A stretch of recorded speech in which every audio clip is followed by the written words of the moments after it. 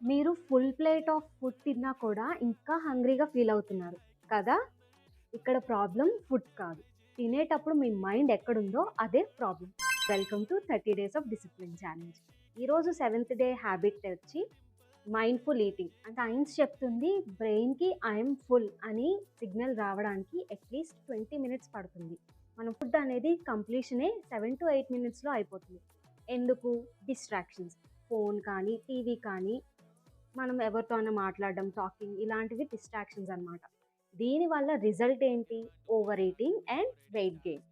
దీన్ని కంట్రోల్ చేయడానికే mindful eating అనే హ్యాబిట్‌ని ఇంక్లూడ్ చేస్తున్నాను.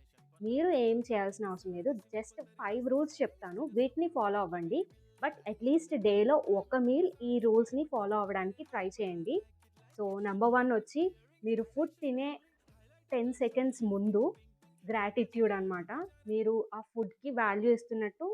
అండ్ సెకండ్ థింగ్ వచ్చి అసలు ఈ టీవీ, ఫోన్, టాకింగ్ ఇలాంటి డిస్ట్రాక్షన్స్ అనేవి ఏమి ఉండకూడదు. Second rule. And third rule ఏంటంటే స్మాల్ బైట్స్ తినాలి. తినేయడం కాదు.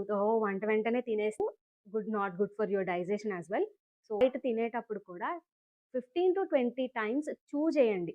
You gulp it slowly and you should feel that smell, taste and texture of the food you eat. ఇది అంటే లెస్ ఓవర్ ఈటింగ్, ఫుడ్ తిన్న సాటిస్ఫాక్షన్ ఉంటుంది, బెటర్ డైజెషన్ అండ్ వెయిట్ కంట్రోల్‌లో ఉంటుంది అండ్ పీస్‌ఫుల్ మైండ్ ఉంటుందనమాట. సో, ఫుడ్‌ని మైండ్‌ఫుల్‌గా control చేస్తే మన మైండ్ అండ్ ఫుల్‌గా ఉంటుంది.